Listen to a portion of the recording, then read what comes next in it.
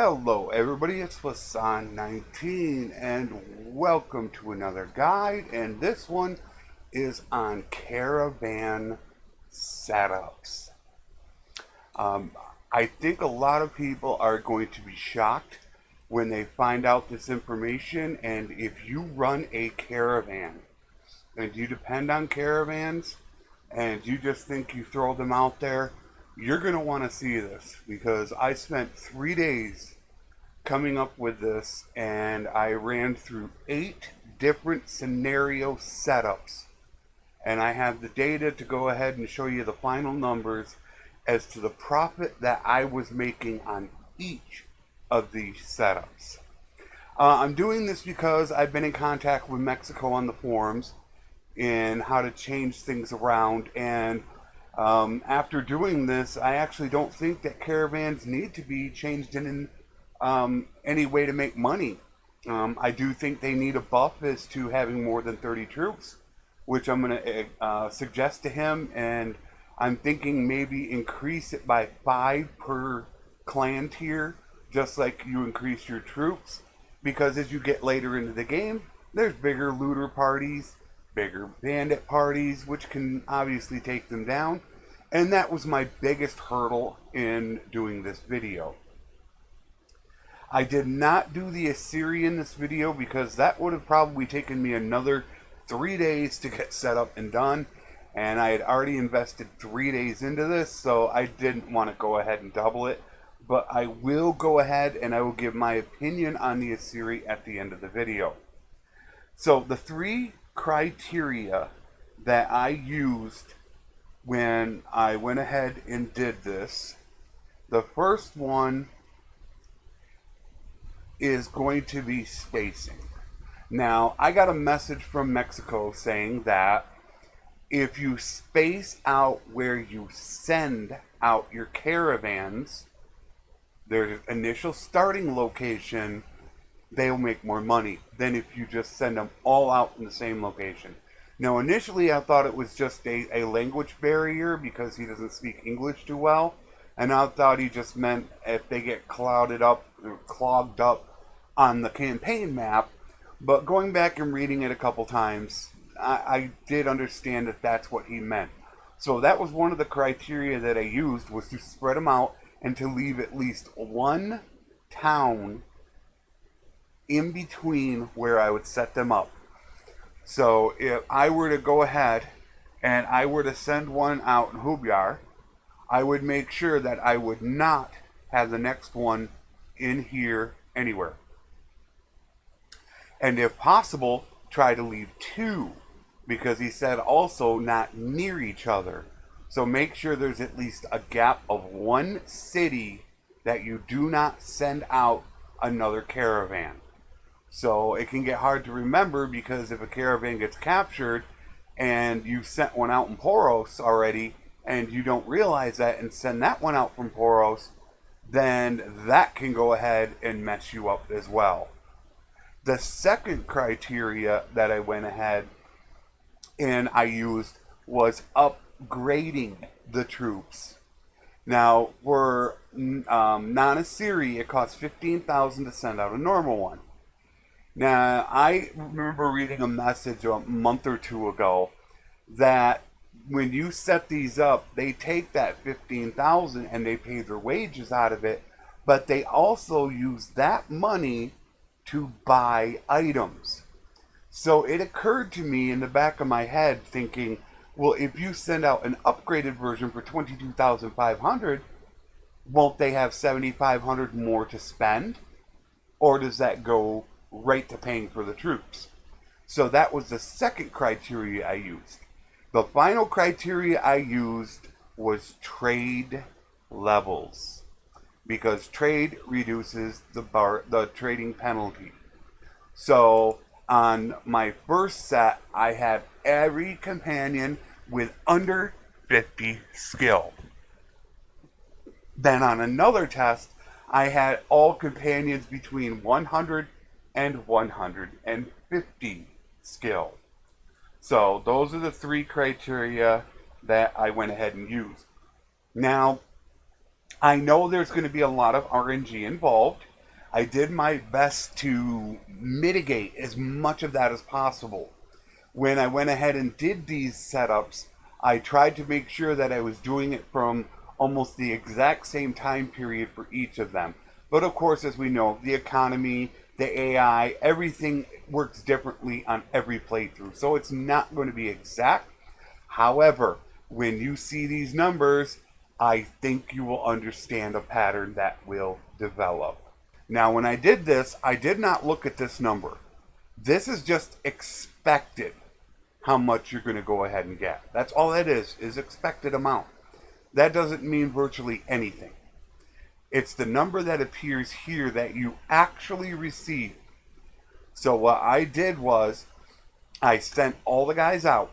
I waited one season, which is 21 days, and I waited for them all to get that 21 days in at least, so that way they were already had their caravan set up, their routes going, they were making money. Then I waited an additional 50 days. I made sure that I had no other parties up, that I had no workshops up. The only thing I had were my wages. So I took 50 days. I took all the money that I got in those 50 days. I added, not subtracted, I added my wages because they're basically paying my wages. And then I divided it by how many caravan days were out there, meaning there's 7 caravans for 50 days. That's 350 days worth of caravans. So if somebody got captured, let's say halfway through, then that means there was only 325. I basically did the math. Long story short, I did the math, so everything came out perfect. So the first thing we are going to start out with is non-traders. And there are 4 different ones I did. The very first one I did was something called minimum, meaning I just sent them out all from the same city, all for the 15,000 price. The bare minimum, just sent them out. I averaged per caravan per day 444 per day. That was the average over 50 days. This time I upgraded the troops all to 22,500, but I did not spread them out. And in that one, I made 493 per caravan per day. So if you're wondering how much caravans make, all you need to do is just multiply it by how many caravans you plan on having. So in that one, it's almost 500, meaning if you had 5 caravans, you're making about 2,500 a day. Then the next one I did was also non-trader, but this time I kept it at 15,000. I spread it out. So I took Mexico's advice, and by spreading it out, I made 547 per caravan per day. On the last one, on a non-trader, I spread it out and I upgraded the troops. So 22,500 for each, all spread out. I averaged 643 per caravan per day. 643. That's a pretty big amount. So you're looking at like 3,200 for 5 caravans. That's a big amount. And now we will move on to the traders. Now these are all companions who had anywhere between 100 and 150 trade. Doing just the bare minimum, 15,000, all in the same location, I averaged 461 per caravan per day. Next, I did the upgraded version, still in the same location. I ended up making 654 per caravan per day. Then I did the normal 15,000, but I spread them out. And this time I ended up making 679 per day per caravan. And then finally, with full traders, spread out and upgraded 22,500 each, I averaged 706 per day per trader. That is massive. That is almost $5,000 for 7 traders. And you can get 7 traders at Clan Tier 4. Nearly $5,000 a day. But if you look at these graphs, you can see a pattern. Do you see how all of them increase when you're running a trader?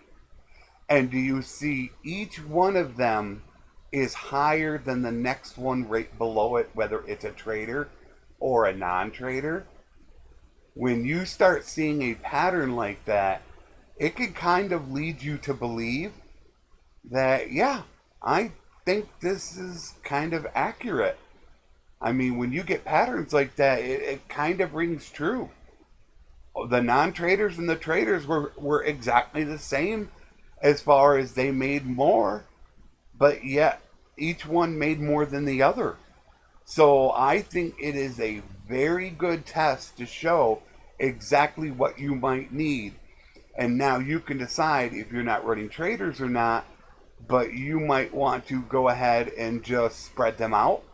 You don't want to leave them in the same location, but just spending the minimum and spreading them out can get you over 500 a day per trader. If you're going to leave them out for a while, spread them out and upgrade them, and you can get over 600 a day. Almost 650 I made. So I think it was a very, very successful test to show you exactly what you need to know. And you can go ahead and you can use this chart to go ahead and decide how you think you should actually set yours up for your playthrough. Now, my thoughts on the Assyri is that the Assyri actually have a cheaper price to run caravans. They actually get a discount to doing it. So I have a fear that because they're actually, I'm trying to remember exactly how much it is. It's something like 10,000 and 17,500, that they won't have as much money to actually do the trading. That is a concern of mine. Hopefully that won't be the case and they have something in place to stop that because they get a discount. But I'll actually be able to test that in a playthrough that I'm doing. I'm currently running a playthrough now. I put it on hold to do this video, but as soon as that's done, I plan on doing a trader playthrough. So I will go ahead and test that there. So if I find out anything different in that Assyri playthrough, or if there are any changes of note to be made, I will put a message in this video and in the description down below. So check that. Just check to make sure it's not in the description. I leave the descriptions really small, so there's not much information. So if you see a bunch of writing down there, that might tell you, oh, I better pay attention. If it's a major change, then I will go ahead and I will just most likely delete this video and redo a whole new one, so that way the information isn't really that bad. This is as of 1.4.3 with only 2 hotfixes up at this moment, I believe. So it's really on it early on in 1.4.3. So I'm gonna actually, now that this is done, I can get back to my playthrough. I really hope that this helps somebody out. That's why I spent this time doing this. If I can help a couple people out and helping out their gameplay, then it makes it worthwhile. So until next time, take care and thanks for watching.